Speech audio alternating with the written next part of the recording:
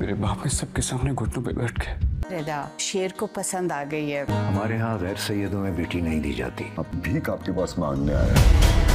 हर हुक्म मानूंगी।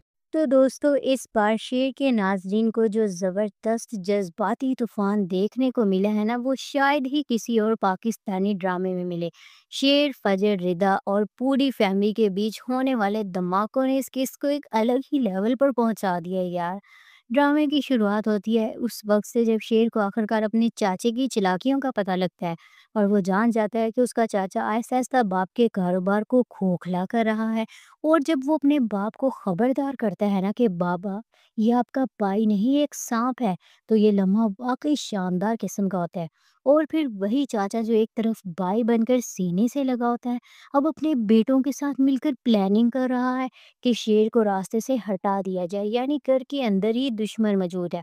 फजर बिलाकर घर वापस तो आ जाती है, मगर उसका बाप उसे गले लगाने की बजाय फिर से घर से निकाल देता है। चच्ची से गोली लगने का दुख, समाज की नफरत और फिर बाप की लाताल्लुकी। फजर की आंखों में वो दर्द है जो नाज़रीन को भी नम कर देता है। लेकिन सबसे बड़ी तकलीफ दर्द वो लम्हा था जब फजर के बाप ने अपनी ही बेटी को जहर दिया, और जब फजर जमीन पर तड़प रही थी तब भी कोई उसकी मदद को नहीं आया। सब्ज जहर, मुंह से जाग, आंखों में मौत का मंजर।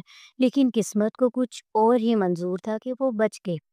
जाहिर सी बात है, हीरोइन है, बचना तो पड़ना ही था। मर जाती तो ड्रामे का ही खाना खराब हो जाना था। और फिर फजर की जान बचाने के बाद अब कहानी का रुख शेर की तबाही की तरफ मुड़ता है। जब उसका बाप हादसे में मारा जाएगा तो शेर का जो दिमागी तवाज़ुन होगा वो बिगड़ जाएगा। वो पागल खाने जैसी हालत में अस्पताल पहुंचता है, किसी से बात नहीं करता, दवा नहीं खाता। लेकिन जैसे ही फजर आती है वो उसके हाथ से दवा भी खा लेता है। और ये वो लम्हा होता है जहाँ से एक नई मोहब्बत की कहानी जन्म लेती है यार। फजर के बाप का दबाव बढ़ता है और वो कहता है, अगर शेर को मारोगी ना तुम तो तुम्हें अपना लूंगा, वरना फिर दफा हो जाओ, मगरो लेतो यानी कि। फजर के लिए ये लम्हा क़यामत से कम नहीं।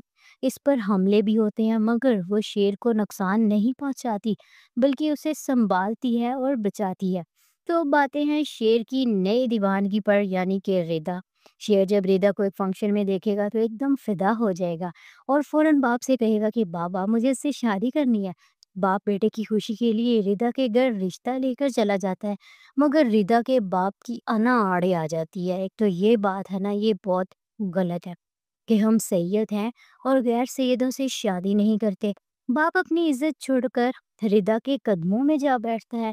और ये सब कुछ जब शेर देखते हैं ना, वो तड़प उठता है, बाप को उठाता है और कहता है, अगर रिश्ता नहीं मिला और हम मायूस होकर यहाँ से चले गए तो कोई गम नहीं, लेकिन मेरे बाप ने मेरी खुशी के लिए खुद को झुका दिया, बस यही मेरे लिए सब कुछ है।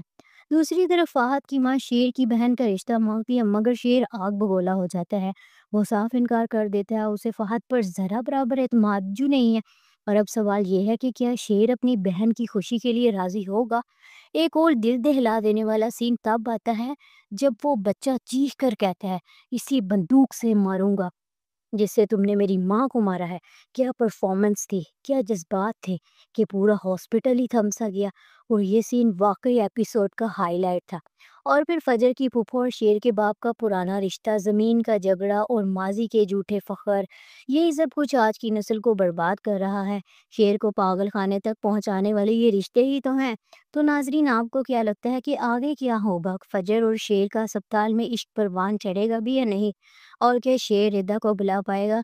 क्या शेर के बाप की मौत का बदला लिया जाएगा? और क्या शेर दोबारा नॉर्मल ज़िंदगी में वापस आ सकेगा? अगर आप भी शेर के दीवाने हैं तो कमेंट में ज़रूर बताएं कि आपको रिदा अच्छी लगी या फजर। और वीडियो को लाइक करें, शेयर करें, चैनल को सब्सक्राइब करें। Bye bye.